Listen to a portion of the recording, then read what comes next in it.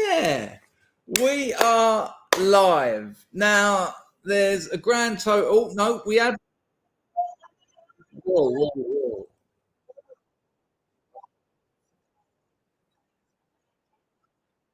Where are you hearing that from? Hold on tight, people. I have no idea where you're getting that feedback from. Ah,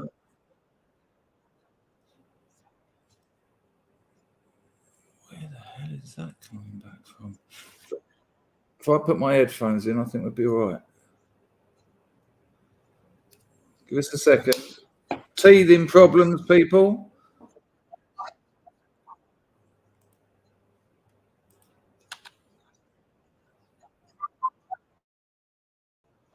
Got no idea. That must be coming out of. Doesn't happen before though.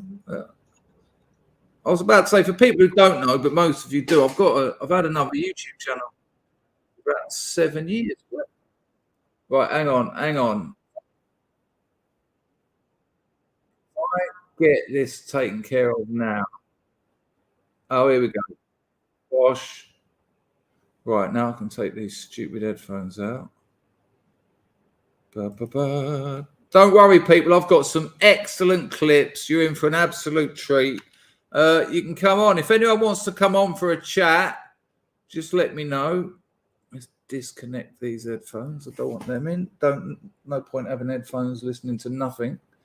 I've got some funny clips. I've got some interesting clips. I've got some embarrassing clips of me picking locks. There won't be a lot of lock picking content, and here's why.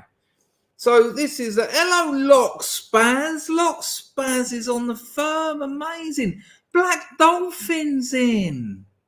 Just incredible. The other channel's just called Dangerfield. Easily located. It's I've had it for about 7 years. I do a couple of live streams a week. During the coof, I was doing 2 a day. But you see my face, it's slightly different. This is going to be pretty much the same, really. But we've got plenty of little things, couple of stories for you. Nice to see you, Packer. Nice to see the mouse cat. I'm sure I see him in here. There he is.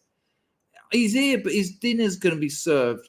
Well, look, here's the thing, people, and I really thank you for making the effort to come here because no one knows what this will be like. And when you say to someone, I'm going to do a live stream for an hour, hour and a half, they think, what, an hour and a half of lock picking? You're joking, aren't you? I mean, you'd need to pay me to watch that. But when this one, when it's gone, when we've done it, when it's finished, I'll make it visible to non-members so they can see and they can they see what is actually on offer. It might take 5 or 6 months to build up, but it's community building, and it makes makes a channel a better place, a place where in these continually atomized times, where we can get together with a bunch of people we've got things in common with and have a little chat. Black Dolphin says, "Oh dear." We're going to watch a couple of those because I'm going to show you my first ever. Right, so listen, just for the people who are here, the 4 of us, I think 5 actually, including me. This isn't going to be an hour and a half of lock picking because, as I just said, that even if you're the most obsessed lock picker, that's just too much. But I do want to show you a couple of things because they have value outside of lock picking, so to speak. The lock picking aspect is the minor part of it. Now, for what it's worth, you can super chat. I didn't bother setting up entropy. I started asking for different passwords. See that avatar in the middle, the lockpicking legend thing? When I went live, it was the avatar for my other channel, and I just had to do a screen grab from my channel and just drop that in. I was quite impressed that it took so little time. Right, what did I want to show you? I want to show you this, right? So this will make you laugh. I started making lockpicking videos 17 years ago. I was putting lockpicking videos on the internet, and I think I was among the first. Now, that's not a claim to fame. That's just obviously. Yeah, man. You know that guy, Chris. Yeah. First person to ever put lockpicking videos on YouTube. But I had a few issues, shall we say. Things weren't going according to plan. Now, this video went up online in 2006, right? And cone picks had just come out. If you don't know what cone picks are, I'm sure most of you do. They look like a little comb that your action man might use. And what they do is they push both sets of pins up into the Bible, meaning you can turn the core. Now, in 2007, there was loads of padlocks that Cone Picks worked on. And I'm shocked to see that people who should know better are punting these things out for like on multi-tools for like $80, $90 when there's really only 2 padlocks left in the whole world that they actually work on. But that's not why I'm going to show you the video. When I say I had, look at them dropping them in. I don't see the graphics, Mr. Dolphin, on here, but I know what that one is. No. I might show you a bit more of that video later if you're still here. Amazing. There you go. Right. The reason I want to show you this is because when I say I had issues, I think they're quite clear. Well, I'll just play the video and see whether you can guess why there might be something wrong with my mental health. So here we go. Excuse the video and audio quality. This is going back, what's that, 16, 17 years? Now, he taught me how to do this, didn't he? Here we go. Yeah, you should be able to see that. I'll make it full screen. Now, this is more about your ears and not your eyes, right? Have a listen to this and, you know, maybe have a judge of my mental state at the time. Right, I've got to mute myself because I took my headphones out. That's why I need my headphones, so that I can talk over the clips. Right, they're going back in. 1 second. I'm sure everyone isn't too surprised that we're having a few teething problems because I've had to sign in different accounts and all that luck. But it's taken that long and we are good to go. I'll play a little bit just so that you can tell me that you can hear it. Ready? Cone picks in. Did you hear me say cone picks in? Did you hear that? And then I'll play the rest of it. You're not going to have to watch the whole damn video. I wouldn't impose that on anyone. Lock Spaz, I'm so happy you're here. Look at that avatar. That's a professional. That's amazing. Right, here we go. So, those of you, it did sound a little bit. We've all had them, though. Come on, we've all had them. No way, amazing. What, you just went on a search engine and said and just found it? Fair play. I mean, if they haven't copyrighted it, it's free for you to use. It's really good though, man. I think it's one of the best lock picking avatars I've ever seen, and I'm quite envious. I'm just trying to work out if I steal it from you. Right, check it out. Those of you with a keen ear are going to notice this. Here we go. I'm going to mute myself.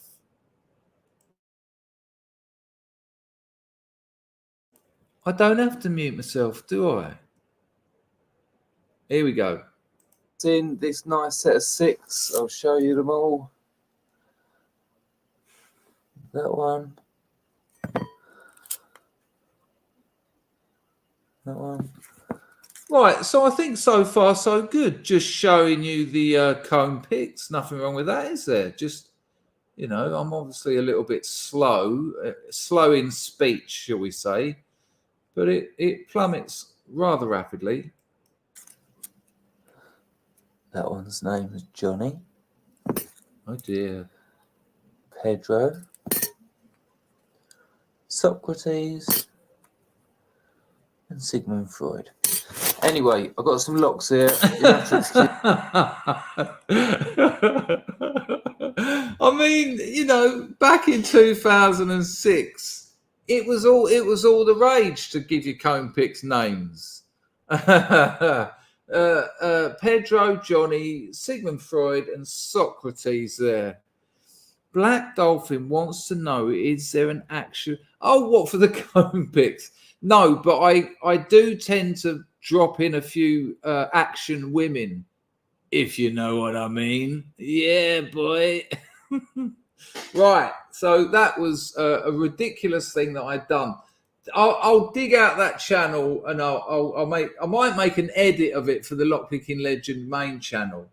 Now, this next bit is a little bit of a, I can't believe the details that you people know from the videos is amazing.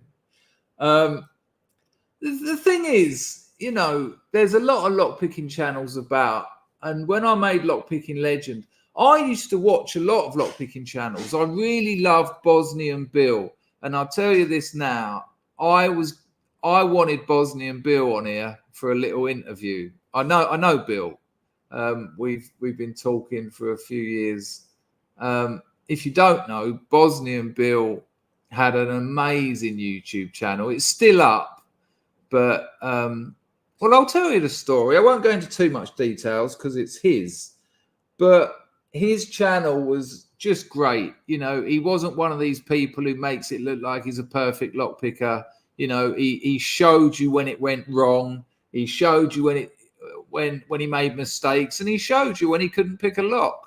And I was quite inspired by that. You'll notice on Lockpicking Legend, I frequently failed to actually do anything successful. But he had a really nice manner about him. But back in the day, a YouTube channel was like a side hustle, was something you could do in your spare time. But these days, most of you would have seen the amount of shorts I pump out, the effort that goes into making a 10-minute video, and I've got a full-time job, so, but back then you could just sort of have a relatively successful channel by not doing a lot of work, but Bill ended up spending his life doing it. And again, without going into too much detail, because it's private and it's Bill's, but when the COVID farce appeared, he ended up having to look after someone's children, and so he put his channel on hold, and he realized from spending time with these children and his wife, he thought, hang on, I haven't done any of this for years. He realized he squeezed a bit of time in and here and there, like, Sunday roast or whatever. But he started doing family things with people. And he realized that what had happened was his channel had consumed his life. And he just dropped it. He just said, I've realized what's more important in life. I think that's quite important.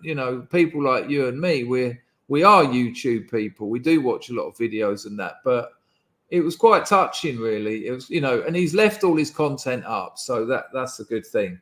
But I spoke to him and said, would you come on? I thought it'd be a real coup to be able to talk to Bosnian Bill. I know that if I'd have put in the channel title for this video, for this stream, featuring Bosnian Bill, we'd have had about 5,000 people here. And I said that to Bill. I said, it'll be a proper coup for me. But he said, listen, I haven't picked up a set of picks in 2 years. I'd be no good to you. And it was a bit weird because I wouldn't have talked to him about lockpicking. People would just like to hear him because it was a great channel. if Lock Spaz, and if any of you seen any of Bosnian Bill's videos, they're really lovely. There was something really wholesome about something honest about them. But when Bill left, the reason I made Lockpicking Legend was because I couldn't really find any other. And this isn't. I'm not judging anyone else's channels, but I just found them a little bit samey. And as you know, there you go. Lockspaz knows Bosnian Bill's channel. As you know, Lockpicking Legend is a little bit different to a lot of lockpicking channels, and that's all I wanted to do. I wanted to offer something different. I also wanted to make a channel that helped beginners, because it's all very well going onto YouTube when you're a beginner, but a lot of channels don't actually tell you what they're doing. They just say, I'm picking this, I've picked this, and that's picked. So that's not that good. And, so I've gone to the trouble of cutting locks in half, and I think those cross-section videos get a lot of engagement. So they're helping someone. Now, a little claim to fame here. A lot of people have told on the bumping shorts I've made a few using dampeners. And if you don't know, a dampener is where you take the shoulder off the bump key and you put like a hello, weatherman. We've got another on the firm. Amazing. Black Dolphin says, I enjoyed Bill's channel and seeing oh, wow. You made him a challenge lock and he had it on his channel. It fell apart. What, your challenge lock? Oh, hang on. I enjoyed Bill's channel and seeing a challenge lock I made fail on camera. It fell apart. Oh man, I bet you were over the moon when it came up. You were like, no way, he's got my lock on there. And then he went, I got this one from a Black Dolphin. So let's have a look and see what crack. And you were like, oh man, why did he have to show it? I sent him a Banham, the Banham opposing pins. I can never remember what it's called, LM2000 or something. Very, very lovely lock, actually, but he couldn't pick it. I've seen a couple of people rake them, but I think you can rake 1 in 1,000. I think if you get lucky bitting, I don't think raking those Banham opposing pins locks is a reliable way of getting in. Although a mate of mine recently showed me a video where he's got a drill point on them. He's got a drill point on those Banham locks where you can go in, thread a little tool in and just lift the levers. For a £400 door lock, they won't be happy. Anyway, I was the first person to take the shoulders off of bump keys, and I was the first person to put dampeners on them. Now, on some of my bumping shorts, I've bumped locks with and without dampeners, and I've done some funny ones where I've, balanced things on the key, another set of keys and things like that. And people in the comments are like, yeah, you're an idiot. You really want to put some of those castration bands on those bump keys. And it's funny having someone tell me who invented the technique to use castration bands. If you're trying to learn bumping, don't use those castration bands. They're too small. You can't do half of the really cool bumping techniques with them. And also, most bump keys have still got the shoulders on them, and they'll cut those castration bands in half. Before I say castration bands again, I just want to... I think I should just point out that they're agricultural castration bands. They're not for humans. They're not something that you've got in the bedroom cupboard, in the bedside drawer. Anyway, this video, Black Dolphin says, this one's going on the screen, the channels are clones, really. Yeah, it's the old talking hands, but yours has comedy, gives it comedy to it, gives me a chuckle. Yeah, and again, I'm not judging anyone. I'm not judging. There's room for everyone and what they do. But I found I was getting a little bit bored with them. And so I thought, well, there's a solution here. Make something that you'd like to watch. And I do enjoy making the videos, and the shorts have been a real laugh. It's just, it's a lot of work, and you've got a girlfriend, and you've got a job, and you sleep once a month and all that. Anyway, this video is 16 years old. It's 15 seconds long, no audio. You see the grotty little housing estate I was living in, which is always nice. But this was what you got on YouTube in 2006. This is the kind of stuff you had on it. There you go, Black Dolphin. You used those castration bands. I assume they self-destructed when you were bumping. Weatherman says, yeah, go on. I won't read it out. It was waiting though, wasn't it? I put it on a plate. I battered it. You bowled it. Nothing wrong with that. Glass is here. The lovely Emma Glass. Only here for a few minutes. Lovely to see you though, Emma. What a pleasure. It's a shame you ain't going to be here, because there's some things definitely later that would give you a chuckle. But thank you for popping in and helping out. Lovely. Here we go. So 2006, first ever dampener bumping video on YouTube. And the key with it is, I'm not going to say excuse the pun too many times, with that big black grommet in a proper set of dampeners and what it's made of, you can't just use some cheap old rubber. This is nitrile. It doesn't cut into it. You'll get like 10,000 bumps out of this. How do I know? Because I did sit there, did make a machine and test it. I wish I had some footage of that machine. It didn't look too dissimilar to those machines you see on Pornhub, if you know what I mean. If you've got to have something going in and out repeatedly. Anyway, check it out. This is steering. So you don't have to time the bumping. You can just woodpecker the bump key and just keep turning the dampener, because it's big enough to cope with it. It's a very short video, but you'll see the point. Here we go. Rack this up. Bosh, bosh. Look where I lived. People say to me, why did you move to Cambodia? Look who's turned up, the Crankus himself. This fella, old Crankus, he's been churning out Dangerfield Makina shorts like nobody's business. I get the feeling you rather like that EPG Cranky. It's a beast, isn't it? We've had a couple back, but out of the amount we've sold, it's still less than what we get back from the Kronos. So I'm loving watching your videos, though. It seems you're enjoying it. And, well, there you go. There you go. Look, I love it. I love it. Anyway, here we go.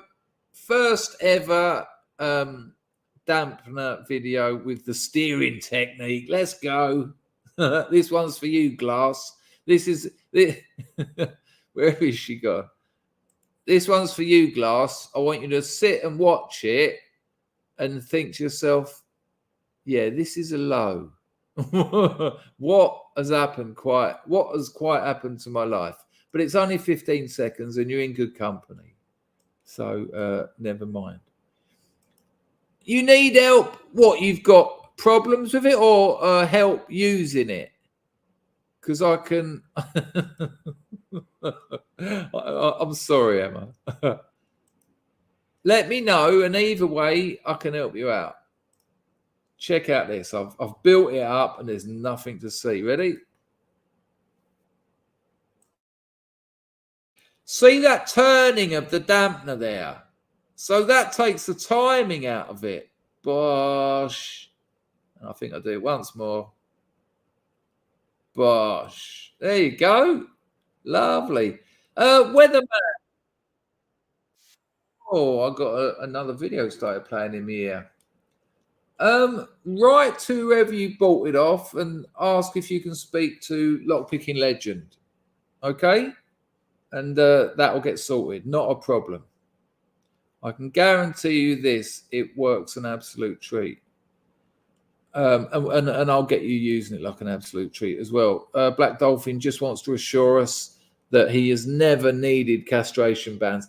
You've worded that kind of wrong, because never needed them suggests, well, maybe you're either female or you're already castrated. It's a kind of a bad choice of words. There you go, Weatherman. So write to, what is it, hello@ukbumpkeys.com. Ask to speak to Lockpicking Legend, and you'll be ripping locks apart in no time. It's an absolute beast.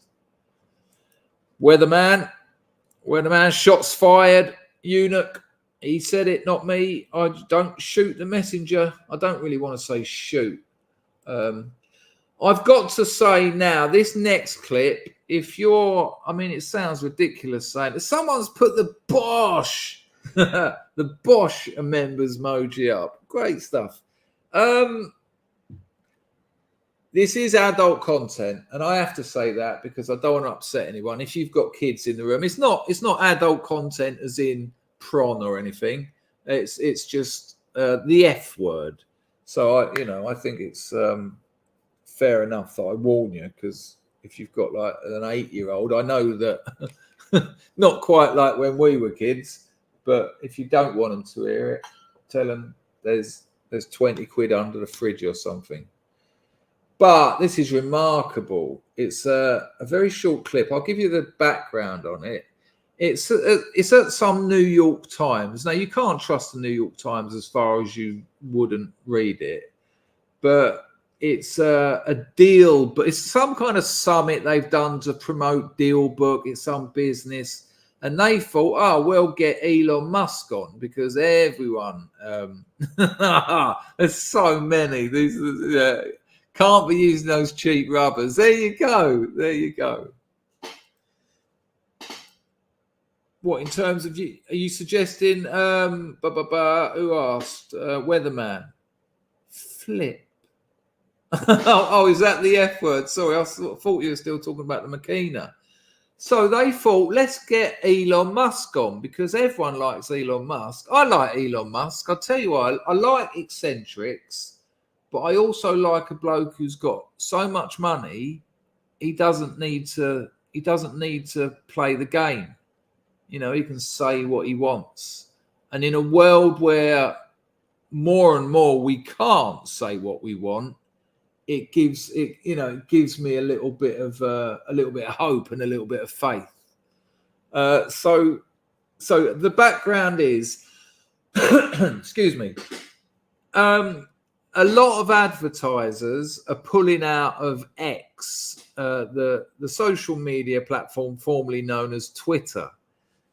And Elon Musk doesn't give a toss. He lost he didn't lose a fortune, but he spent a fortune on buying Twitter because he thought it was important, because it is the public space. It's the town, it's where people it's where people communicate and exchange news and information. And he saw it was getting taken over by, I don't want to get too political, but perhaps people who don't have people's interests apart from themselves at heart. And so when the advertisers started pulling out, it was suggested that he went on an apology tour. I mean, it's sickening, isn't it? An apology tour. And that he might get some advertisers back if he went around. And you never apologize to these lunatics because it's never going to be enough. After the apology, it will be something like, well, now let Kamala Harris run Twitter, So it's only a short clip. It's 45 seconds long. There's a live audience. And the bloke suggests to him about this apology tour. And just check out Elon Musk. So, well, I won't keep you waiting any longer. Check it out.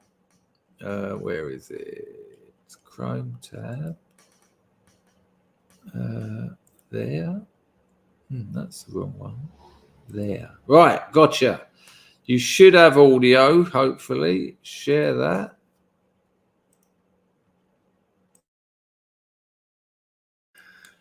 I'll do a little audio check so we know, so it's not a waste of time. Here we go. Apology tour. There you go. Did you hear the other fella say apology tour? That's interesting, Weatherman. Why did you say he had to buy it? Along the same lines as what I was saying. There's a slight, yep, nice one. You can hear it. Great stuff. Right, don't blink. Don't do the ear version of blink because it's rather quick, but this is beautiful.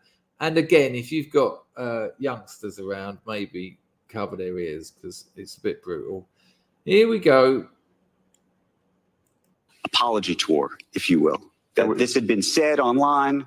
There was all of the criticism. There was advertisers leaving. We talked to Bob Iger today. I hope they stop. You hope? Don't advertise. You don't want them? Right, I'm just stopping there because the other geezer is. I'll take it back because you don't quite hear what Elon Musk says. The first thing he says is, "I hope they stop," and the other geezer can't believe it. You know what? What do you mean? You hope they stop? So that's the first thing Elon Musk says. I won't stop it again. I promise you. I'll take it back to the start. But that's what he says. He says, "I hope they stop." He doesn't need their money. What, Elon Musk? The bloke's flying rockets. Apology tour, if you will. This had been said online. There was all of the criticism. There was advertisers leaving. We talked to Bob Iger today. I hope they stop. You hope? Don't advertise. You don't want them to advertise? No. What do you mean? If somebody's going to try to blackmail me with advertising, blackmail me with money, go fuck yourself. But go fuck yourself. Is that clear? I hope it is. Hey, Bob. I'll play it again from halfway through. Look how absolutely unprepared the other bloke's a professional interviewer. And he just never imagined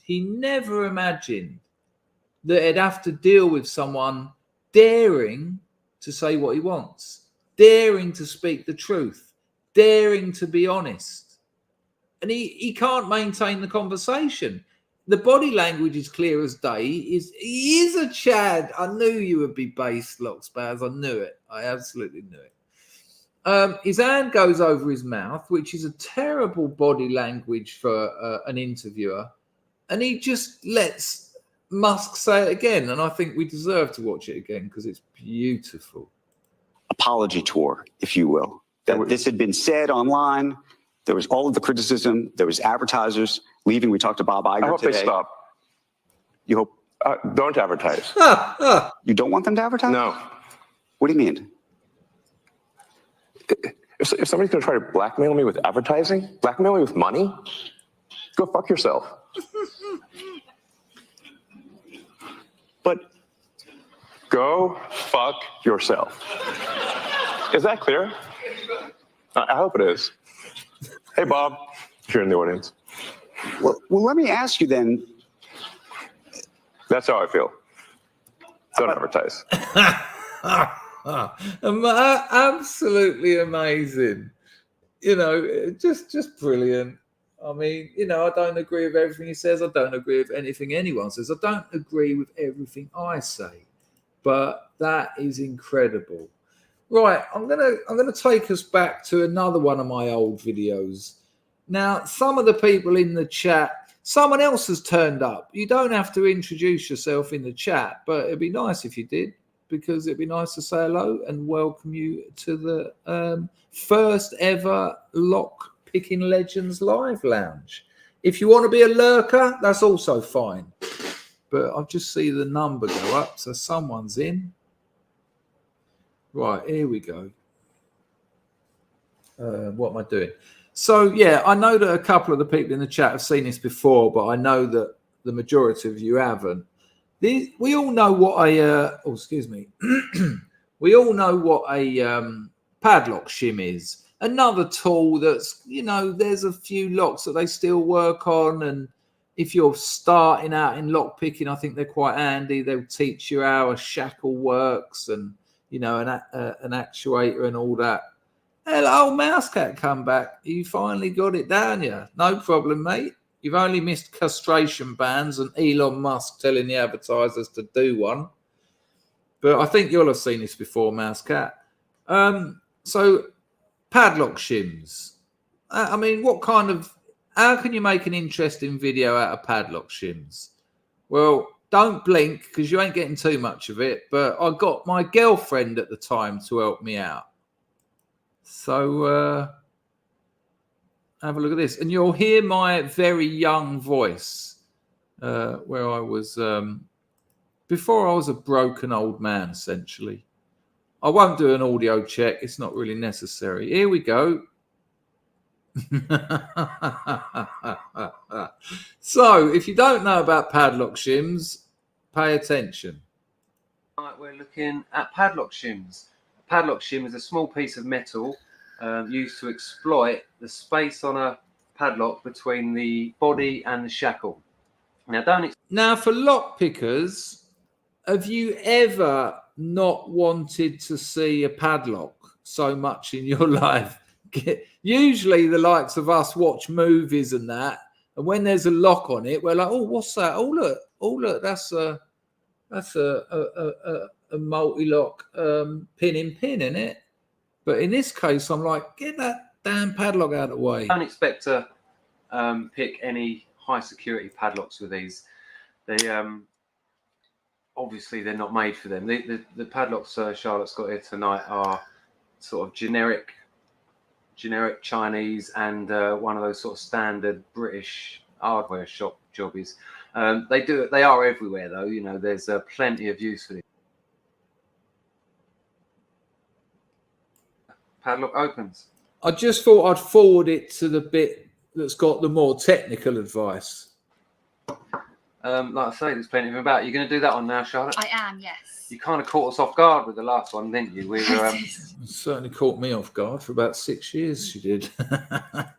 Okay, so a couple of things in the chat I want to. Black Dolphin, me old mucker, says he flies rockets that blow their load prematurely.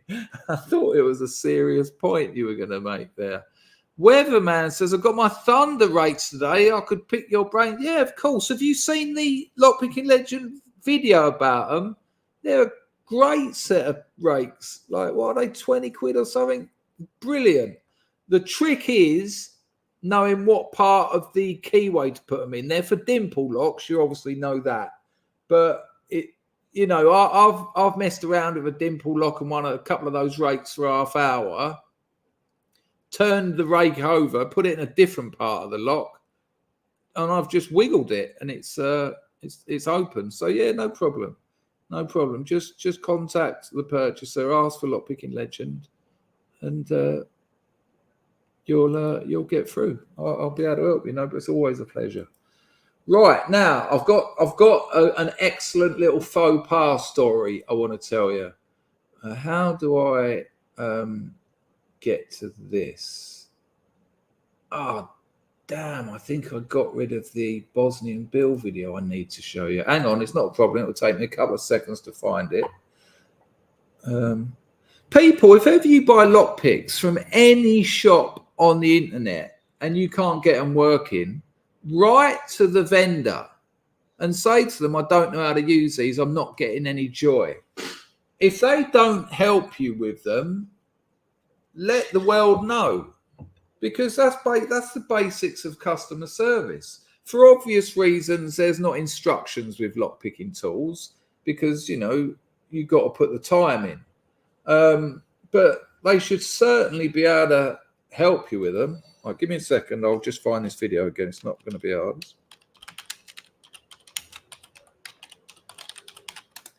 Got it. Right. So going back to Bosnian Bill, there's a reason I've got to show you this video. I'm going to take it to about there. Okay, hang on.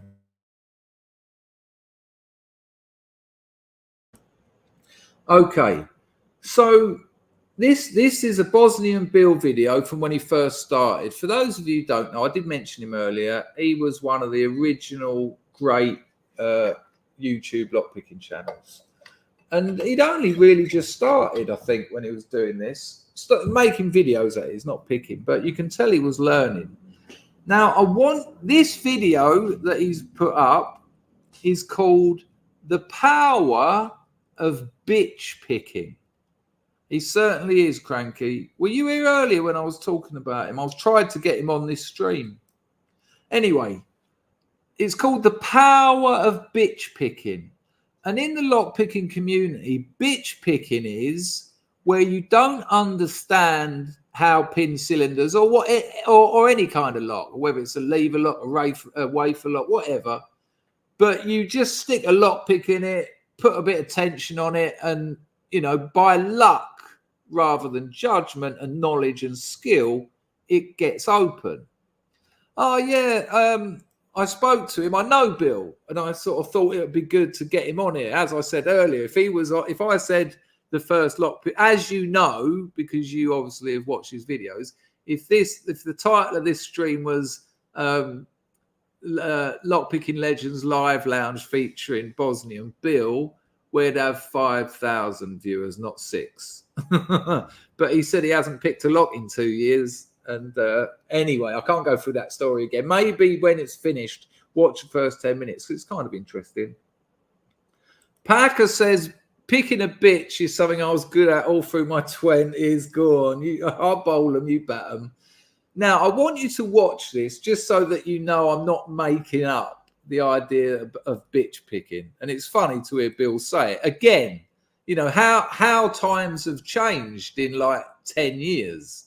But I'll tell you a very funny story after this. So it's only going to be a minute or so. I just want you to hear Bill say this. Here we go. If you can't hear it, let me know, but I'm just going to let it play. My key out. I regret I don't have the core key. I don't usually carry that with me on the road, but I have it. So let's just stick the pick in there exactly the way we did before. Now remember, It is quiet, by the way, but it's recorded quiet. Put it all the way in, no tension. Apply medium tension, and let's just rock it. Oops, rock it. And maybe we can set 1 or 2 or perhaps even 3 of those pins. And then, of course, it's not going to open. You're not going to rock open a best lock. Now let's bitch pick it. And we just begin going at it. You heard him then say, then we're going to bitch pick it. Trust me, people, this is going somewhere, and it's going to make you laugh. Bam, open. How incredible is that? Now, I don't know if it's only this lock, but I have probably 100 of these at home, and I can tell you, I'm going to find out. But for right now, based on what I know about best locks, I'm going to have to tell you that, to me, this is an exciting discovery. See you later, Emma. Bam, open again. That's 2 hours worth of work that I did in probably 30 seconds. Take care, darling. Unbelievable, the power of bitch picking.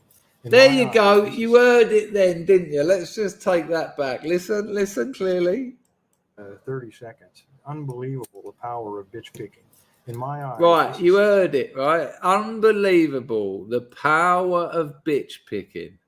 Right, so I was asked to teach the FBI to pick locks, right? They originally suggested sending 8 people over to the UK. They wanted to learn how to pick lever locks, tubular locks, a few others. They even named some brands. And I said to them, wouldn't it make sense for me to bring a crew over to you? Instead of you sending 7 here, why don't I get a mate who can cover the stuff I can't? We come to you. We can teach you all that in a week, maybe 10 days. And they said, all right. They said, can you quote us? And, we want all the tools as well for these locks, big list of locks. And so for the tools and the teaching, we'll pay your flight and we'll get your accommodation sorted, pick you up from the airport, all that lark. Now, because I've got a checkered past, to say the least, I can't get into America. But I thought if anyone can waiver that, it would be the FBI. I don't know if it's the FBI, actually. I always get this wrong. It might be the CIA. Who's at Langley, Virginia? Because I always remember that was the address. It was Langley, Virginia. So it's one of those American government institutions. Anyway, guess what? So I work out all the prices. I work out how much I can get all the tools for and the locks. There you go, CIA. Thank you, Weatherman. Weatherman, I'm guessing is from America, says CIA, and Packer just guessed. Yeah, you had a 50-50, mate. So, you know. Oh, look at everyone missing Emma. I'll tell you what, Emma is so lovely. She's such a lovely woman. Anyway, so I priced them up, and I thought so that I get this gig, and that way I get my waiver into the United States, I won't do it for profit.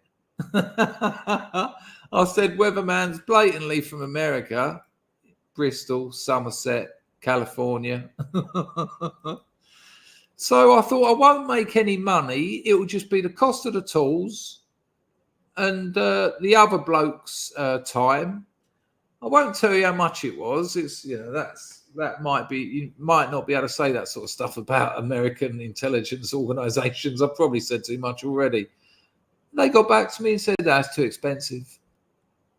I thought, you what? The American government can't afford a no profit. And then my second, this isn't the end. This isn't the bitch picking story, by the way. This is a slight tangent. I thought, what, are they going to just not learn to pick those locks now? Because I thought, I doubt there'll be anyone else who'll do it for no profit. Anyway, so about 10 years after that, so we're only looking at about 3 years ago. Excuse me, people. I've got a little bit of a cough, I think. I keep coughing.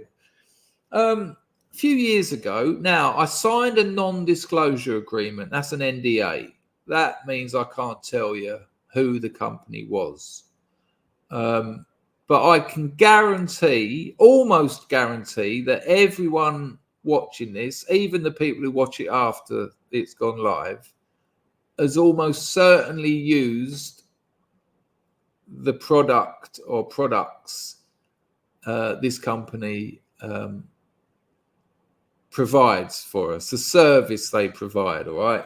One of the biggest companies in the world. And they wanted to do a team building exercise. And I've done a few of these. I've done a few of them. And so I said, all right, so what's the score? They said, well, there's about 50 of us, and we'll do it on Zoom. Now, you know, Zoom, you have everyone on the screen, and they can choose to come and go. And you, as the sort of presenter, have a slightly bigger square. And so I said, well, how about this? I'll provide everyone with a set of picks and a cutaway repinnable. And I'll do you 2 hours, and I'll teach you the basics of a pin cylinder.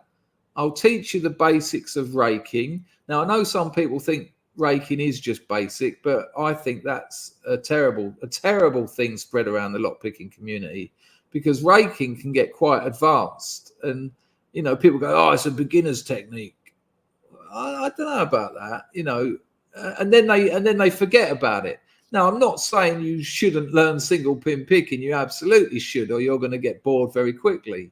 But raking can open some quite advanced locks when you realise there's more to it than just shoving a bogatara in and out of a lock. Anyway, so I said, I'll teach you how a lock works. I'll teach you some basics of raking, and then I will show you single pin picking. Now, I can't guarantee you'll get anything open, but I'll show you how it works. And then with practice, when the Zoom call's finished, you'll be able to do it. They agreed. I priced up the job. They agreed. Lovely. So the time comes about. Hang on, I'm just going to have a swig of water. I can't believe how fast this is going. It's been 50 minutes already.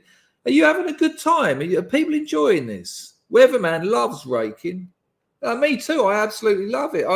I get pissed. Excuse the language, but I get pissed when people go, all that. And even on those bumping shorts, people are like, no, bumping's a load of rubbish. Single pin picking is where it's at. And I'm like, well, single pin picking is where it's at if you want a single pin pick. But if you want to bump, then surely bumping's where it's at. It doesn't make any sense, does it? And also, raking's really good for morale. If you're a new lockpicker, you're new to lockpicking, you've got your beginner's set through the post, or you've got some practice locks, training locks, and some picks, and you're reading it, and it's like talking about binding pins and shear lines and oversetting and false setting, and you're sitting there like, I kind of know what you're talking about, but nothing's happening. You know, if you say, yeah, here's a sinusoid rake, pulse up and down on that tension tool. You've got an elliptical movement. You've got up and down horizontal and in and out and rocking. So try a little bit of them sort of, you know, not all together because that's bitch picking. But, you know, do a bit of in and out. The first lock I ever picked, single pin picking, was a multi-lock Garrison 7-pin dimple lock. And I'd done it because I got a little dimple rake. It's a lovely little tool, actually. Let me know if you've got one in the chat. They come in those cheap dimple pick sets. It's got like a little spade handle. It's about a third of the size of a normal pick, and it looks like almost looks like a little shovel on the end. But you put your tensioner on, and then you put it, you rake in and out, very, very easy, very simple on the multi-lock Garrison, you know, the 7x7.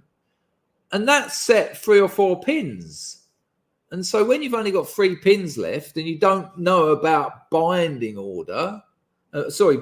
pins, well, which is binding order, you know, if the first pin it doesn't move, you know, you're kind of going to get it out of 3 or 4 tries. And of course, inevitably, I did, and I ran around the block about 5 times, screaming, "I'm a lock picker! I'm a lock picker!" I didn't actually mean the honest picks, Weatherman, but there's an even cheaper set. I don't think you get them anymore. It had like a screw-on handle, so all the different flag picks, you put them in the handle and you screwed it on. Again, I think they were about 25 quid back in the day. So, you know, if you wanted a set of flag, those honest flag picks, though, I mean, what are your options? The multi-pick G Pro, which are like the finest flag picks in the world. Don't get me wrong, but how much are they? Like $5,000 a set. So your choice is that or the honest flag picks, and you know, with a little bit of, you know, wet and dry, they're a decent set, those honest picks. Hang on, I'll see if I can find a picture just quickly. I mean, a little bit of lock picking content. Hang on.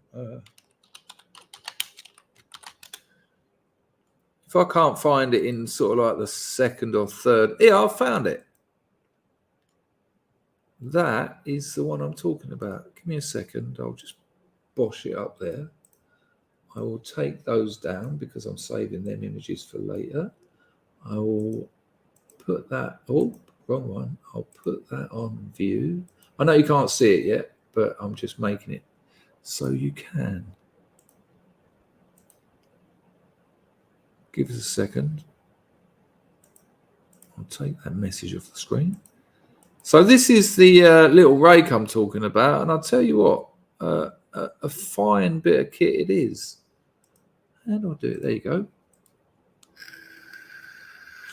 It's that one on the right. I mean, the one on the left is also quite good, but it's a bit limited because it's obviously justified. You know, it's got a left justified. But the other one, if I can give you sort of a close-up, I'll tell you what, it looks like next to nothing, but it's a nice little rake that for especially for dimple locks. You can buy these two just on their own in some shops, but they used to come in a set of flag picks. Anyway, that's it. That's the one, Cranky. And sometimes the interchangeable thing comes a bit loose, and you're like, yeah. Black Dolphin says raking's what got him hooked. Yeah, because it's good for motivation, isn't it? You get that first lock open. I mean, realistically, if you're going to learn single pin picking, realistically, you're not going to get a lock open. You know, you might have a lock that you don't know's got 2 serrated, 2 spool, and a 0 lift in it. You're going to be there forever. But if you can, admittedly, you're going to have the same problem with a rake. But you know, once you get a lock open, you know, it gets the ball rolling. Anyway, so the time comes. They've all the sets have been sent out. They've all got their sets, and the Zoom meeting starts. Right now, first thing I say to them all is, I say, listen, you can listen to me and follow my instructions, and you'll get a lot out of this, and you'll get a lot of information that you can take away.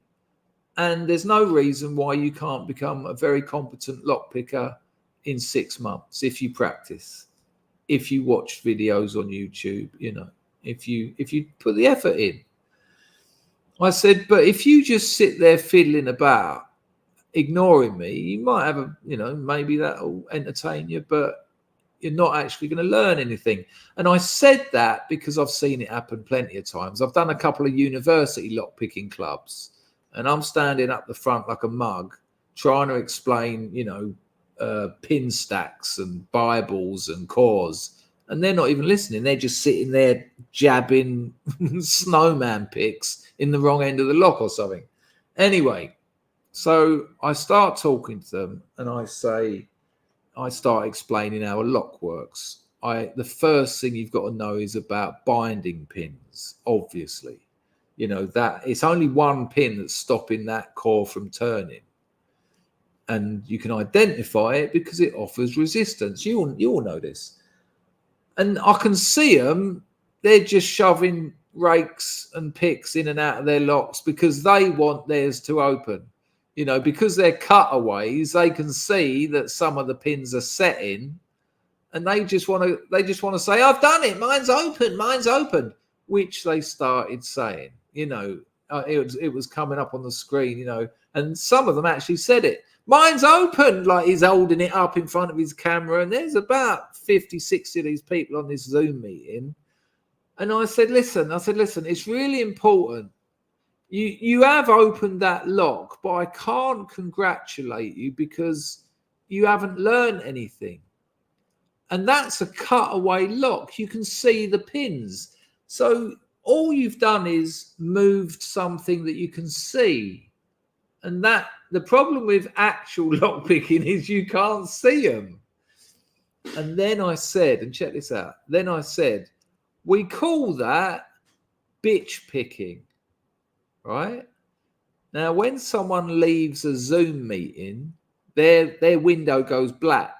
You know, if they pop off to use a lavatory or make a cup of tea, the screen goes black. And I tell you what, it was like there was a power cut in Manhattan. It was just like gone. There was about 15 people left, and my point of contact who arranged it. For a joke, because I still don't know what's happened. For a joke, I said, should I not have said bitch picking? And he said, yeah, that's really inappropriate.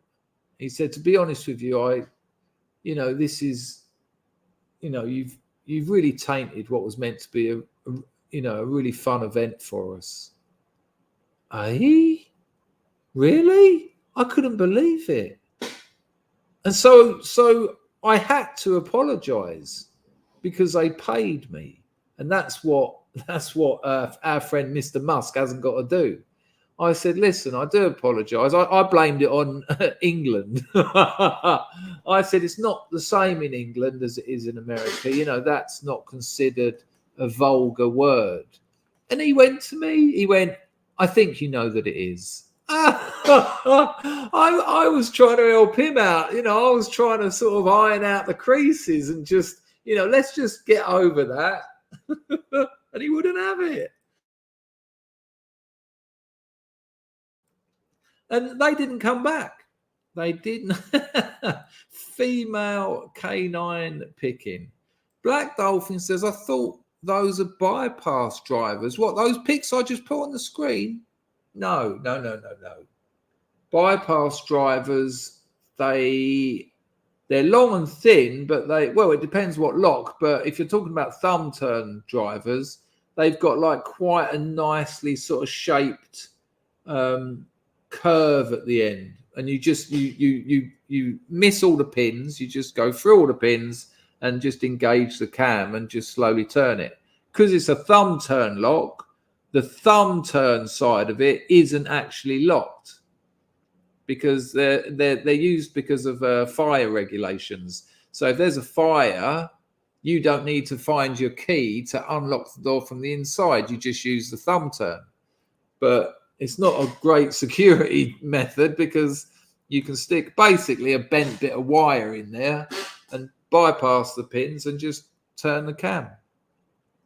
But female canine picking, I should have tried it. But they just went. It was really awkward. I was thinking, good Lord, all I said was bitch picking. It's not hardly a big deal.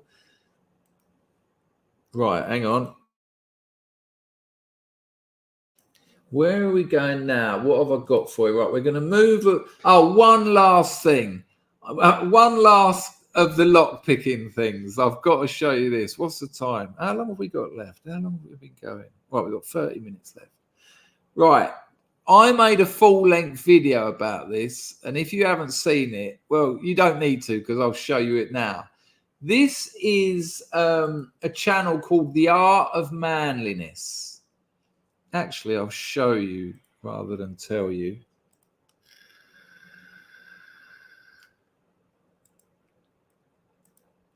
Now, I referred to the lad where the man says, off topic, I was surprised at how many padlocks I opened with jiggler keys a day or two back.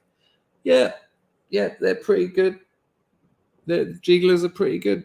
I mean, there's the newer set I prefer, the cylinder jigglers. But you've got the mini ones, the medium ones, the auto ones, which are for old motors, really.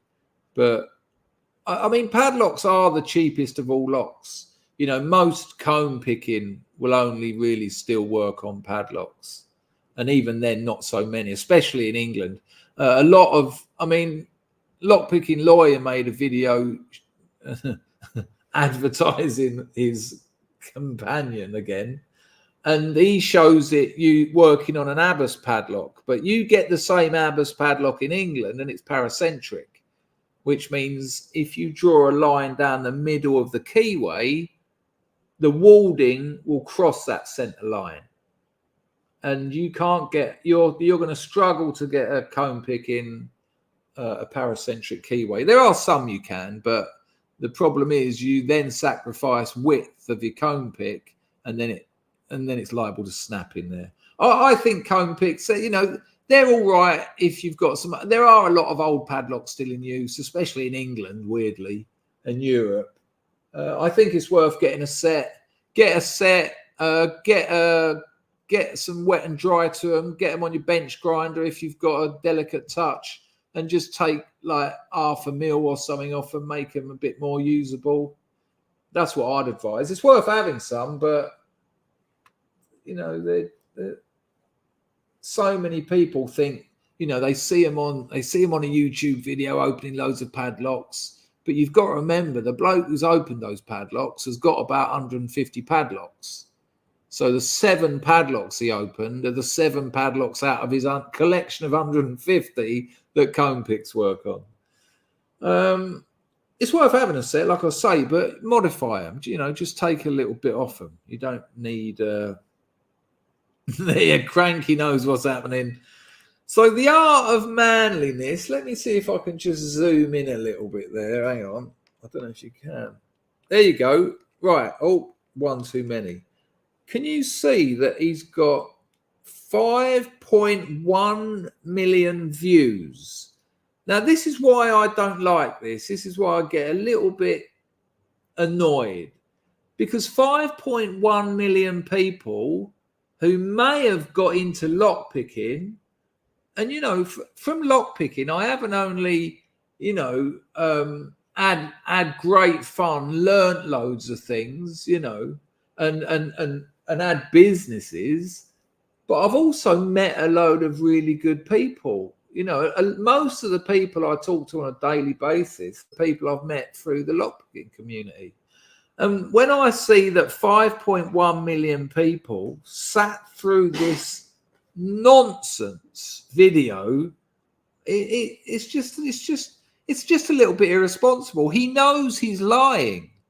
That's what does it for me. He knows he's lying, but it's definitely worth watching because it's ridiculous. So he could get my video taken down if I play too much of it, and he probably will because he knows he's lying. But let's just look at in the video I made about him. I called him Eddie Mercury, as if you can't guess why. But let's see what he says at the beginning. I've got to do this again because it will remember the sound from the last one. But don't worry, here we go. And then we'll cut straight to his. It's a classic case of you had one job and you had three options and you got the wrong one. But here we go. Let's see what he's got to say. I just want to avoid the intro because it's a bit long and boring. Here we go. I'm Brett McKay from theartofmanliness.com, and I'm outside my front door because today we're going to talk about how to pick a lock.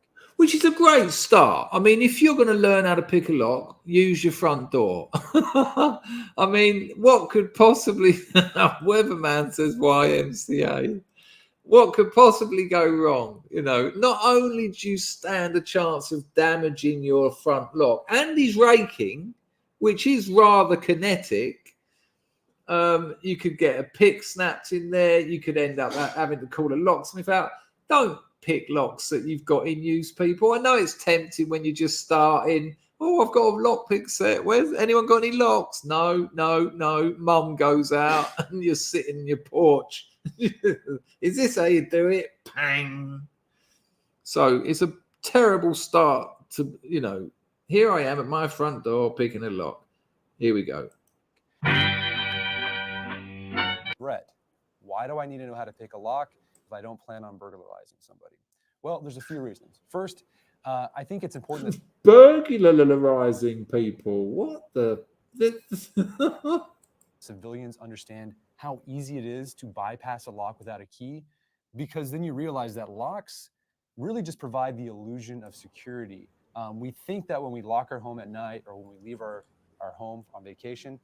Yeah, he's absolutely right there. It's called security via obscurity. The lock industry has been dining out on it for over 100 years. Residential security is not really fit for purpose. But let's cut to the chase. So I just want to hear this bit because he says, this is my go-to pick. And you know that he's never held a pick in his life before. He went to Lockopedia. He watched one lock picking video. I just like it. This bit's not so good. Oh, hello there. We've got someone else on the phone. This old Planeswalker's in with the no none. Lovely to see you. Thanks for making the effort, son. So here we go. He's going to tell you that this is his go-to pick. And I think he means rake. But anyway, if I remember rightly. So you can pick whatever type of pick you want. I have my go-to ones. You can pick whatever pick you want. That's right, sure. So the two things you're going to need a tensioner wrench. I know I'm being very petty now, but a tensioner wrench it's just another red flag, isn't it? Tension wrench or tensioner, but tensioner wrench. Look at it as well. Hang on a minute. Hang on. I know what set that's from as well. And a pick or a rake. You're going to understand why we call this a rake in just a minute. So there you go. He's got a little triple peak B rake. I got in trouble for saying what that actually is once because someone trademarked it. Can you believe that? The name of that rake has been trademarked. And that's why in a lot of shops, that's why Peterson calls them bogies. That's why Lockpick World and UK Bump Keys call them triple peak rakes. Yeah, I mean, I think that's really cheeky. That, you know, you could trademark tomorrow hook pick. It's the same logic to me. The bloke who invented them, Raymundo, he named them after the mountain ranges of the capital of Colombia. Anyway, so let's see what he says. So the most important, what I think is the most important tool out of the two is your tension wrench. Because right, yeah, all right. Now we'll cut to the magic. Right, now I know most of you here have picked a few locks. So, I thought that was a quick set. So it's got a. I never really know how to pronounce that. I've always called it Schlage, but I watched someone like Deviant Olam and he calls it a Schlahajahi or something like that. Now watch this. Watch how really bad it goes. The old Planeswalker says, why does it look like a cheap Amazon set? It isn't actually. I think I can't say this for sure. I think it's the Seri-Pick set, but he's taken a couple of them out of them. And I'll tell you why. It's because that wrench is flat like that because it comes in like a flat sort of credit card sort of thing. That's why it's not, you know, on the other sort of. Ideally, it would be turned, wouldn't it? But they wanted to keep it flat. I think it is. Okay, I'm being taught. Schlage, long A, hard G. Are you just calling me names now? Am I the hard G? Right, long A, Schlage, Schlage,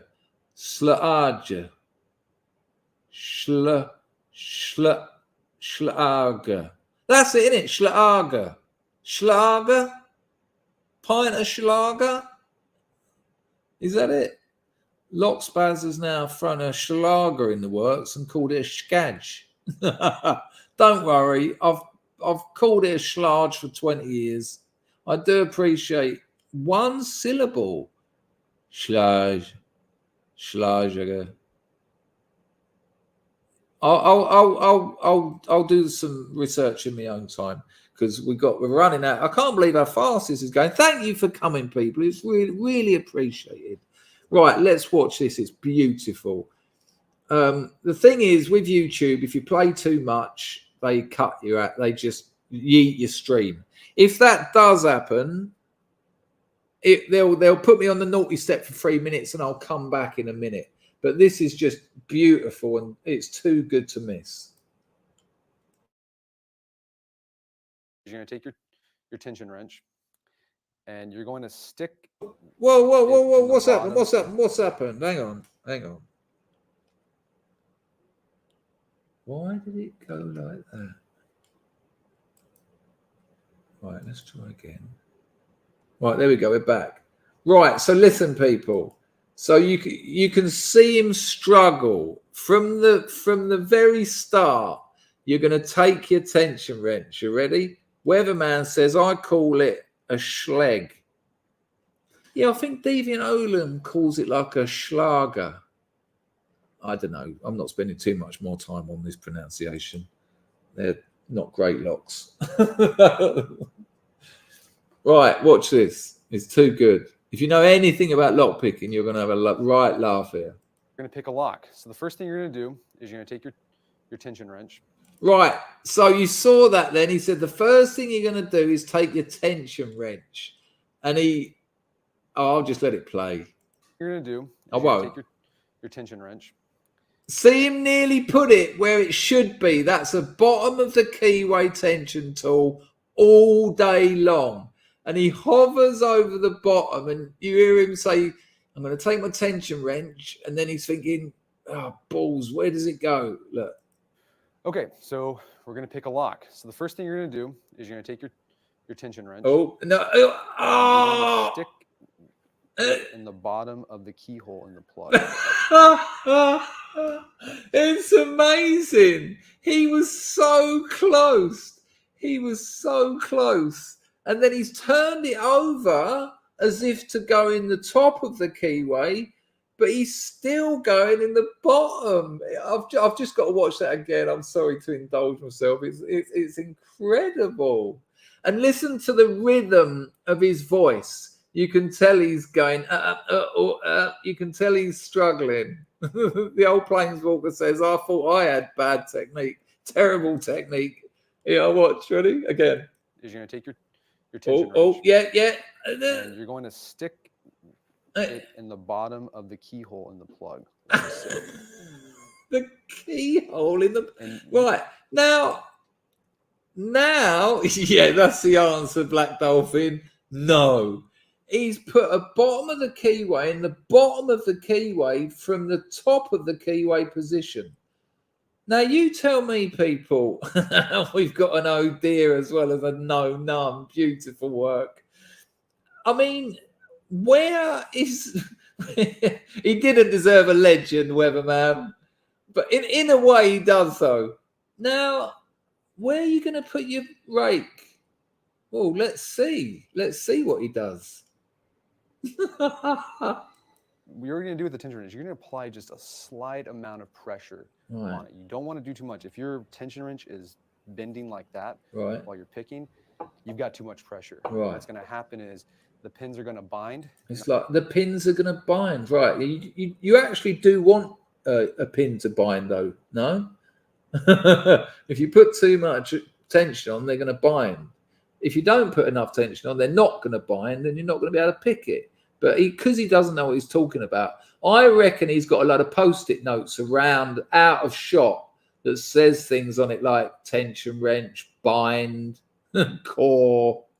They're not going to be able to get above that shear line. The driver pin's not going to be able to get above the shear line, and you're not going to be able to. The driver pin's not going to be able to get above the shear line. You know, those driver pins that are above the shear line. So you just want to be very gingerly. Oh, actually, no, that's not fair. I'll give him that one. That's not fair. And that I know what he's getting at. That was my mistake, and I will apologise. Just a baby's touch with it. So once you got that in place, you're going to take your... Right, what's he going to do now, though, people? Now, people, in theory, he could get that rake, because he's applying tension clockwise. In theory, he could get that rake on the left-hand side of that most ridiculous of all tension tools. And possibly, I mean, it's going to be tight, but possibly rake it. So he's got... So what's he going to do? Yeah, you've guessed it. You've guessed it. Watch. Your pick.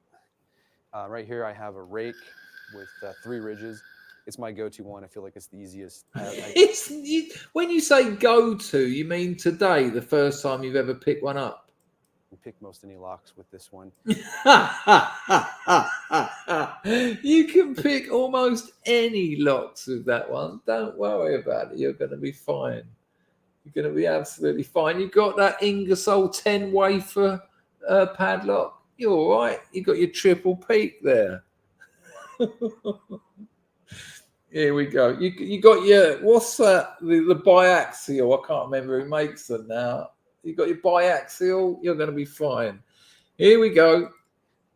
Look, he's put it on the wrong side of it. So now he's applying tension onto his rake. How's he going to get out of this, do you reckon? There's only one way he can get out of it. And trust me, that's what he does.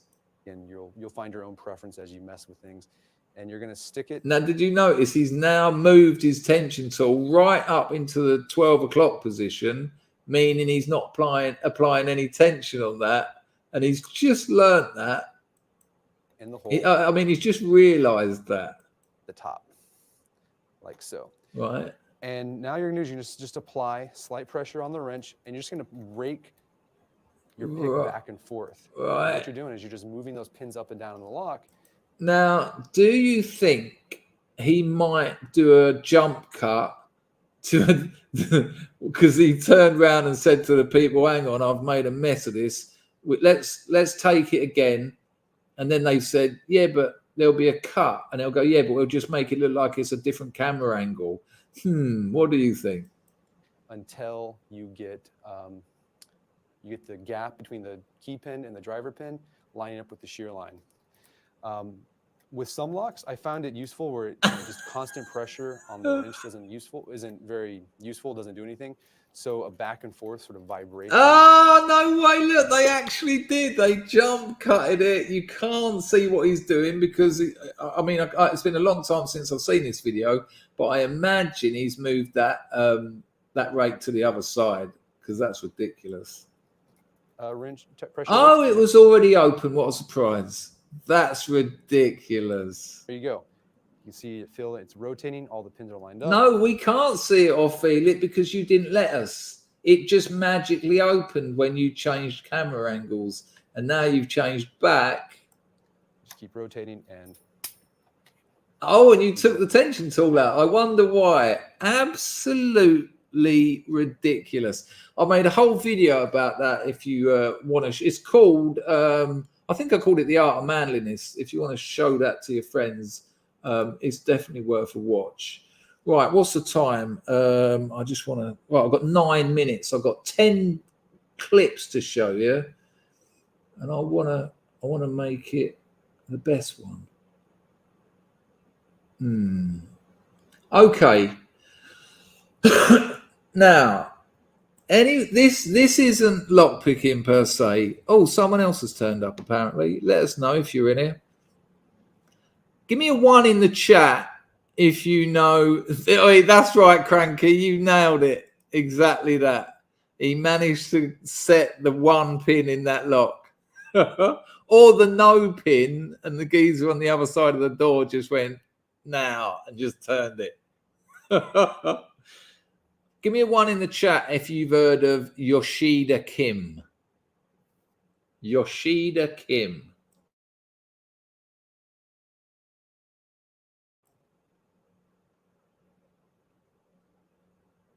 Isn't it funny, Cranky? There's so many of those chancer lockpicking videos out there where you know there's no pins in those locks. Weatherman has, the old Planeswalker's letting the nun tell me. Weatherman, yeah, fake ninja, more like. So here's it. This will be the kind of end of the stream. Right. This is Yoshida Kim. He thinks he's a ninja. He's made a living for about 30 years. He's published about 30 odd books. Seriously. And they're things like The Art of Ninja Invisibility, The Art of Ninja Disappearance. You know, ninjas weren't even a thing. If you really look into the history of it, it was just invented in the 70s with the likes of Black Belt magazine. And the idea of being dressed in black actually comes from Japanese theater, where there were people dressed in black who moved things around the set to make it look like they were moving. It's a very interesting story if you actually get to it. But Yoshida Kim used to sell, well, still does, but they're not on VHS anymore. It's a direct download if you're interested.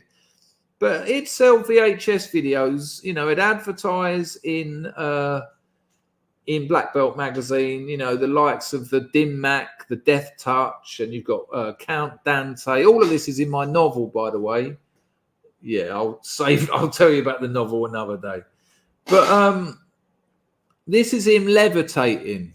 Now, if anyone knows how you levitate a woman, and it's so easy, she's held up by a pole, and when you put the hoop over it, there's a way of moving the hoop, which gives the impression it's gone all the way across the woman, but you actually just kind of double back on yourself.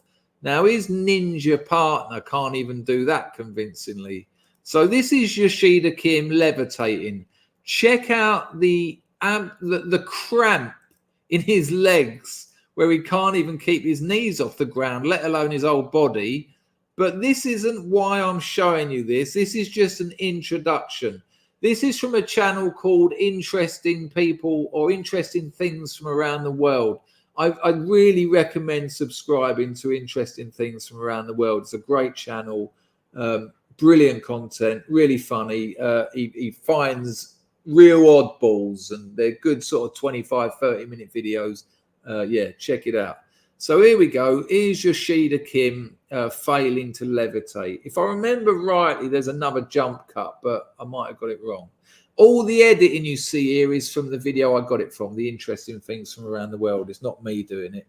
So here we go. And I say that because it's good, not because I don't want to be held responsible for it. Anyway.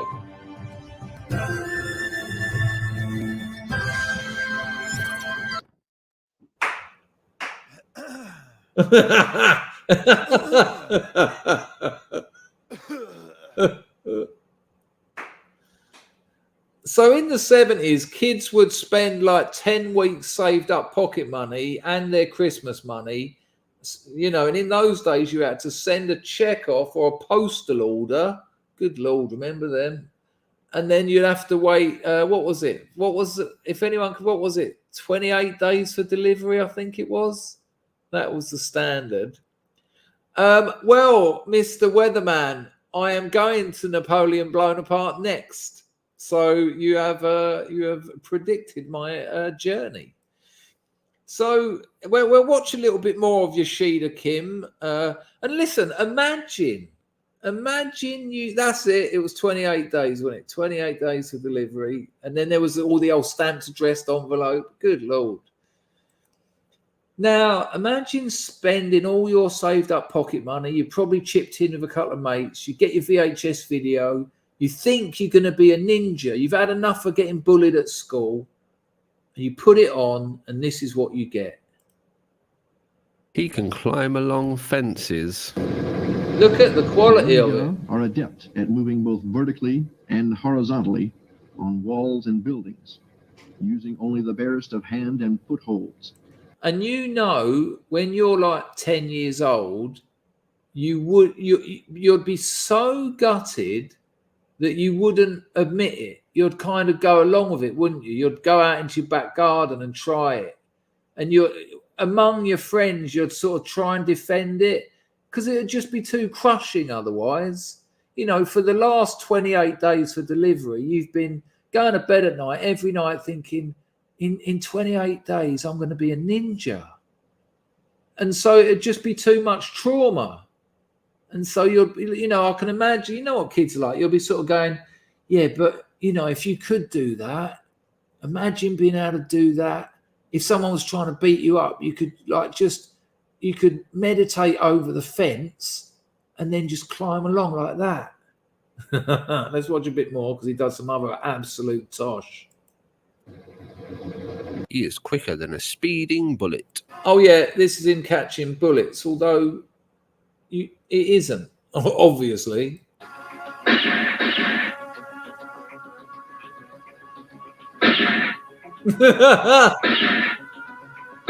You know, the old backwards roll. That's going to help you. Just imagine someone shot at you. I've just got to watch that again. Someone shooting at you. Did you check out the sound effects? So it sounds like he got them from The Good, the Bad, and the Ugly or something. There you go. He went to the Kumite competitions. Absolutely. Ding bullet.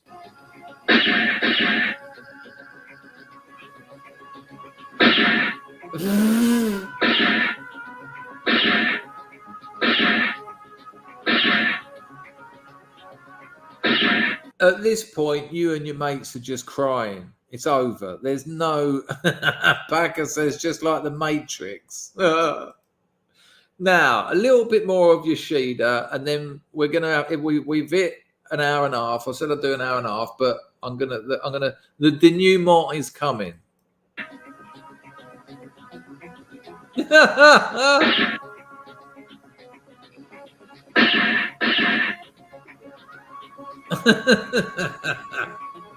And he can appear from nowhere and throw sand into God's eyes. Mitsubishiko is the trick of throwing sand in the enemy's eyes. Mitsubishiko. What's that? A couple of Jack and Jills. Right, now this is where it gets very creepy. When I told you he's released 30 odd books, and he has, and he's made a fortune. I would, you know, Black Belt magazine in the 70s was the martial arts magazine. Count Dante, and that they had real dojo wars. There was 2 dojos in the same American town, and Count Dante of Dim Mak, the Death Touch, they went to another dojo and they done the old Bruce Lee film, and they had a massive tear up. I think a couple of people got killed. He got locked up. It all went absolutely bizarre and berserk. However, one of Yoshida Kim's books, I mean, you can imagine what they are: ninja invisibility, ninja bullet dodging, you know, that sort of thing. Yeah. All right. But would you have predicted this one? Hang on. Excuse my timing.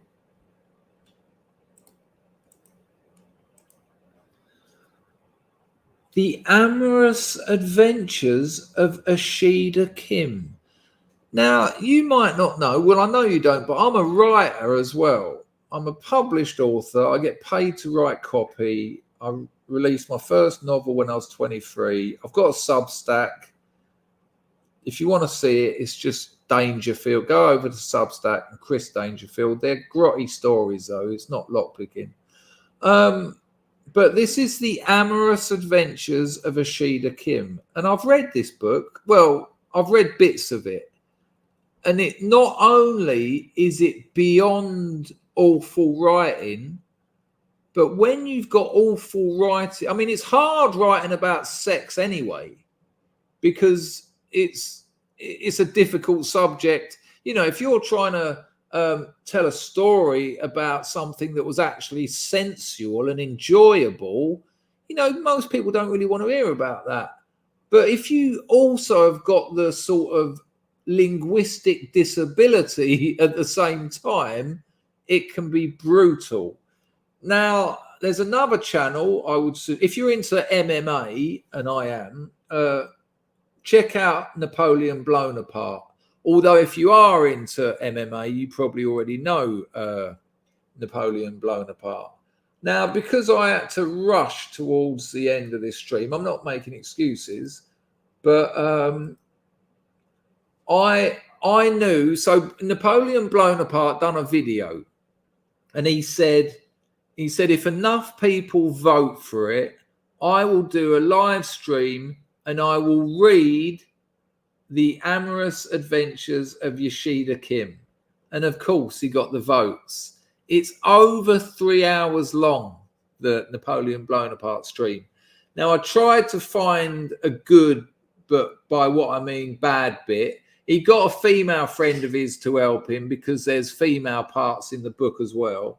But I didn't have time to find the really grotesque bits. I mean, it all is. But there's a little bit here that I'll let you hear. Check this out. This is actually from The Amorous Adventures of Real Life Ninja Ashida Kim, read by Napoleon Blown Apart and a female friend of his. This isn't lies. This is actually from the text, from the novel. I'll give you a minute or so because otherwise I think you'll all duck out. But this is quite something, people. So sit back. If you've got children around, probably a good idea to get them out of the room. I just don't want to get in any trouble like that. Here we go. I think Ishida Kim has broken me. It is quite a quiet recording. That's not me, so it doesn't get much louder. But here we go. That looks sweet, she said, caressing her firm, suntanned buttock with her hand. Don't you boys wish you could have some of that? She licked her lips lasciviously. Just to make it clear, Napoleon Blown Apart has just put rubbish martial arts on the screen. That's nothing to do with Yoshida Kim's book. It's just so that there's something to look at. But listen to where this goes. Horsey Blazer, yeah, you were on fucking point here tonight, man, because yeah, I think we could actually get Ishida Kim put away with this fucking book. Looking out from under the cover of her hair with an evil, cat-like grin. No, it's at the end. Oh, okay. Page 57. She teased us by pulling down the front of the thong to reveal her shaved pubis. Mons pubis. New word we learned. The word of Mons? the day. Mons pubis. And my cat is home, so I gotta let my cat in. All that remained was a sliver of hair around the lips of her vagina, a pattern she referred to as a fuck meat. Fuck this. She referred to it as a, again, not my God. words, Yeah, yeah. not my words, a Hitler cut. she referred to her shaven mons pubis as a Hitler cut. I mean, it's just absurd. A little bit more.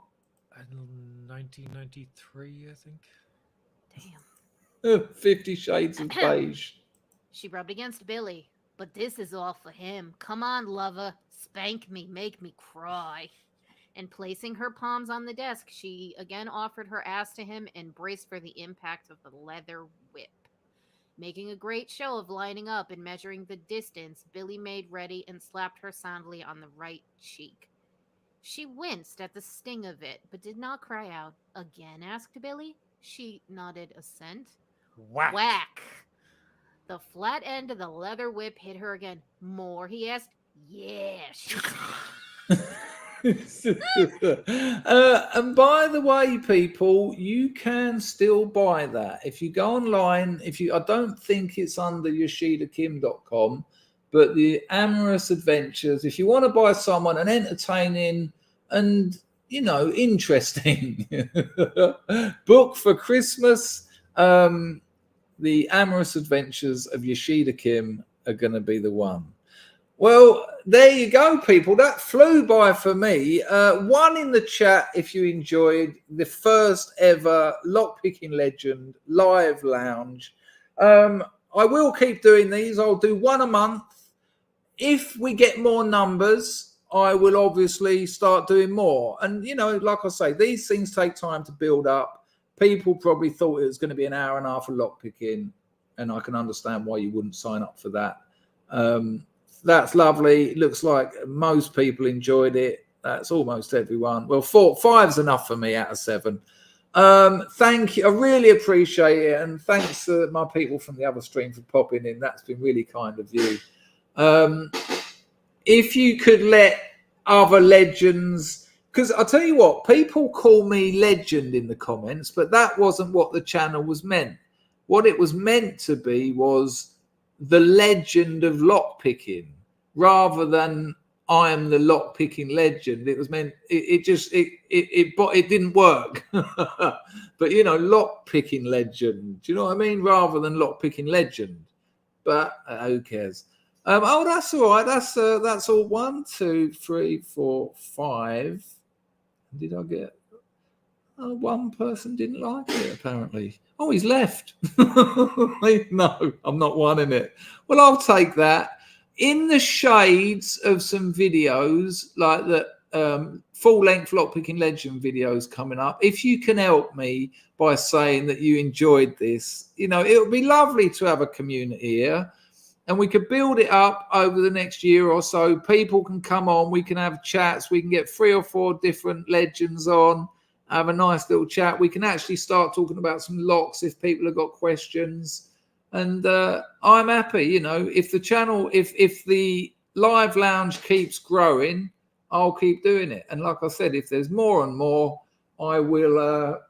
I'll do more. If I've got if 30 or 40 people come in, I'll do 2 a month. And if it goes up to 80, I'll do 3 or 4 a month. No problem.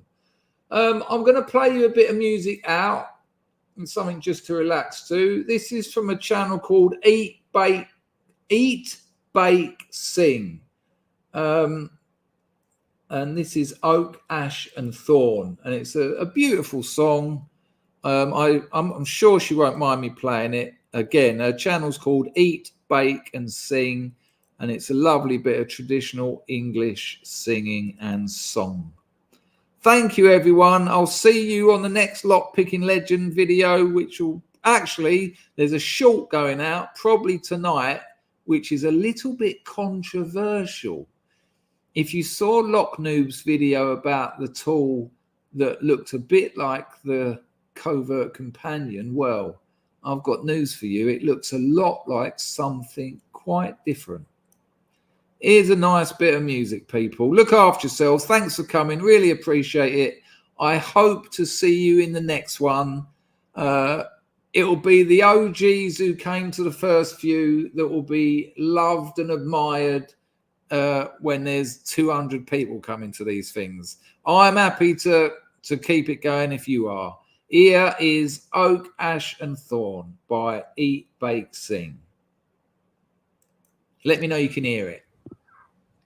Of all the trees that grow so fair, old England to adorn, greater on beneath the sun, but oak and ash and thorn. Sing oak and ash and thorn, good sir, all of a midsummer's morn. Surely we sing of no little thing, but oak and ash and thorn. Oak of the clay lived many a day, our Aberranius began. Ash of the Loam was a lady at home when Brute was an outlaw man.